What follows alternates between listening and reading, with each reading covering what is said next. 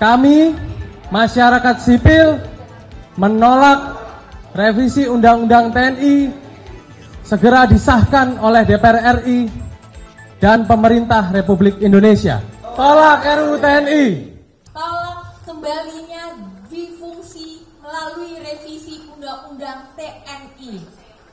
Pemerintah telah menyampaikan daftar inventarisasi masalah atau DIM revisi Undang-Undang TNI kepada DPR 11 Maret 2025. DIM itu bermasalah. Terdapat pasal-pasal yang akan mengembalikan militerisme atau duifungsi TNI di Indonesia. Kami menilai agenda revisi Undang-Undang TNI tidak memiliki urgensi transformasi. Revisi Undang-Undang TNI ke arah yang profesional justru akan melemahkan profesionalisme militer sebagai alat pertahanan negara.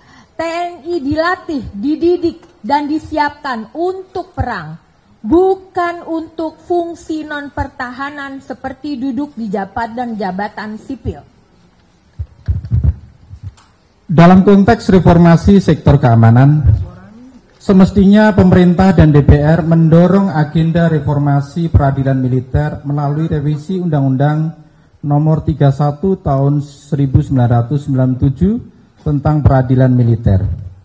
Agenda revisi Undang-Undang ini lebih penting ketimbang RUU TNI, karena agenda itu merupakan kewajiban konstitusional negara untuk menjalankan prinsip persamaan di hadapan hukum bagi semua warga negara tanpa kecuali. Reformasi peradilan militer ini merupakan mandat TAP MPR nomor 7 tahun 2000 dan Undang-Undang nomor 34 tahun 2004 tentang TNI.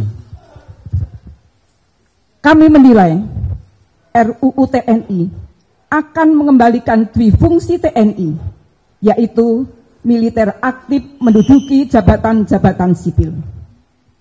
Perluasan penempatan TNI aktif itu tidak sesuai dengan prinsip profesionalisme TNI dan berisiko memunculkan masalah seperti eksklusi warga sipil dari jabatan sipil, menguatkan dominasi militer di ranah sipil, dan memicu terjadinya kebijakan maupun loyalitas ganda. Selain itu, merebut jabatan sipil dan memarginalkan ASN dan perempuan dalam akses posisi-posisi strategis.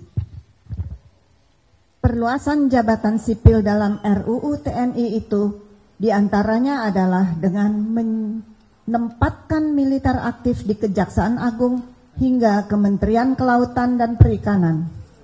Ingat, TNI adalah alat pertahanan negara untuk perang, sedangkan Kejaksaan Agung adalah lembaga penegak hukum. Maka salah jika anggota TNI aktif duduk di institusi Kejaksaan Agung, dan salah jika ingin menempatkan militer aktif di Kementerian Kelautan dan Perikanan atau KKP. Dua contoh itu cerminan praktik duifungsi TNI. Kami menuntut berbagai pelanggaran terhadap Undang-Undang TNI selama ini dievaluasi dan ditertibkan. Kami mendesak agar anggota TNI aktif yang menduduki jabatan sipil di luar yang sudah diatur dalam pasal 47 ayat 2 Undang-Undang TNI agar segera mengundurkan diri atau pensiun dini. Selama ini banyak anggota TNI aktif yang duduk di jabatan sipil tanpa mengundurkan diri terlebih dahulu, diantaranya Letkol Teddy sebagai Sekretaris Kabinet dan Kepala Sekretariat Presiden Mayor Jenderal Aryo Windutomo dan lain-lain. Lebih dari itu, seluruh kerjasama TNI yang didasarkan pada beragam MOU yang memberi ruang militer masuk dalam ranah sipil dengan dalih operasi militer selain perang perlu ditinjau ulang karena tidak sejalan dengan Undang-Undang TNI. Pelibatan militer dalam operasi selain perang hanya bisa dilakukan atas dasar keputusan politik negara, bukan melalui MOU sebagaimana ditegaskan dalam pasal 7 ayat 3 Undang-Undang TNI. Tidak dibenarkan konstruksi politik hukum RUU TNI untuk menjustifikasi berbagai pelanggaran yang sudah ada. Kami memandang bahwa perluasan tugas militer untuk menangani narkotika adalah keliru dan bisa berbahaya bagi negara hukum. Penanganan masalah narkotika utamanya berada dalam koridor kesehatan. Penegakan hukum yang proporsional bukan perang. Pelibatan TNI dalam mengatasi narkotika akan melanggengkan penggunaan war model. Selama ini, model penegakan hukum saja seringkali bermasalah dan tidak proporsional dalam mengatasi narkotik. Apalagi jika menggunakan war model dengan melibatkan militer. Tentu hal ini akan menimbulkan terjadi kekerasan yang berlebihan secara serius.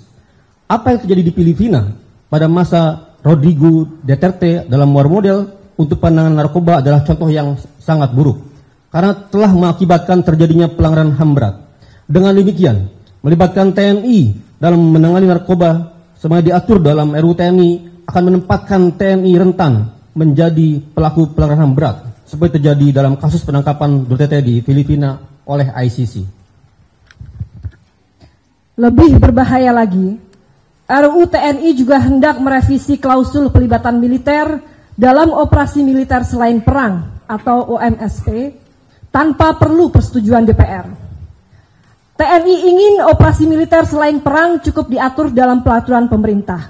Padahal, operasi semacam itu termasuk kebijakan politik negara, yakni Presiden dengan pertimbangan DPR sebagaimana diatur oleh pasal 7 ayat 3 UU TNI 34 tahun 2004. RUU TNI mau meniadakan peran parlemen sebagai wakil rakyat.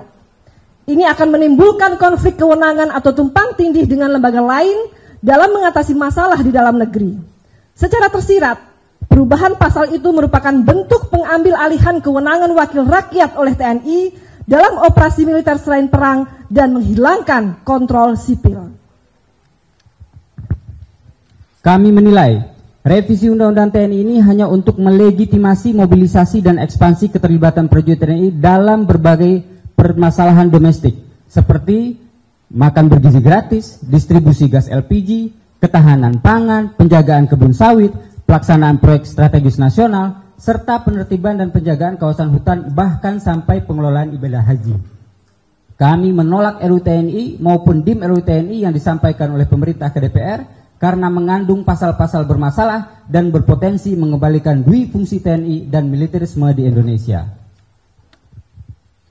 Kami justru mendesak pemerintah dan DPR untuk modernisasi alutsista, memastikan TNI adaptif terhadap ancaman eksternal, meningkatkan kesejahteraan prajurit TNI, dan memperhatikan keseimbangan gender dalam organisasi TNI yang mencakup peningkatan representasi perempuan dalam berbagai posisi strategis, penghapusan hambatan struktural dalam karir militer, serta jaminan lingkungan kerja yang aman dan bebas dari diskriminasi demi mewujudkan profesionalisme TNI kita sebagai alat pertahanan negara. Jakarta, 15 Maret 2025.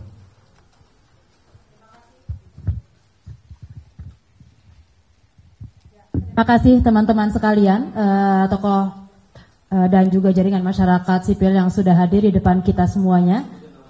Ya, jaringan masyarakat sipil ini, teman-teman jurnalis dan petisi ini juga bisa nanti diunduh pada laman website semua lembaga yang ada di sini. Terdiri dari, saya akan menyebutkan nama-nama lembaga dulu, Bapak Ibu, ada dari YLBHI, ada dari Perempuan Mardika Imparsial, HRWG, Human Rights Working Group, dari Greenpeace Indonesia, Bijak Memilih, Kontras, Gebrak, Gerakan Buruh Bersama Rakyat, PSHK, dari LBH Pers, ada teman-teman dari Transparansi Internasional Indonesia, Amnesty International Indonesia, dan juga Sentra Inisiatif. Kemudian juga ada tokoh masyarakat yang sangat mungkin teman-teman juga sudah mengenalnya, ada Prof. Sulis, ada Bapak Sukidi, ada Bu Sumarsi, ada Ibu Khalidah, dan ada Ibu Sumita. Terima kasih banyak teman-teman semuanya. Tadi adalah petisi yang dibacakan oleh tokoh dan masyarakat sipil untuk menolak revisi Undang-Undang TNI. Setelah ini akan ada pertanyaan. Apakah boleh? Oke. Kami tutup sampai di sini. Jika ada pertanyaan bisa dimajukan dan kami akan tutup juga live streaming yang ada. Terima kasih, selamat siang. Mungkin ada jargon yang mau disampaikan, silahkan Bapak Dimas atau Bapak Isnur.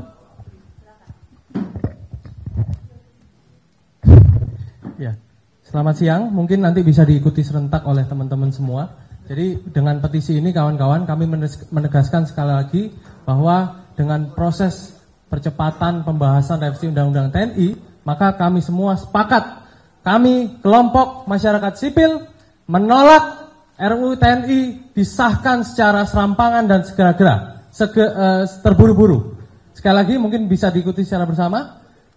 Kami masyarakat sipil menolak revisi Undang-Undang TNI segera disahkan oleh DPR RI dan pemerintah Republik Indonesia.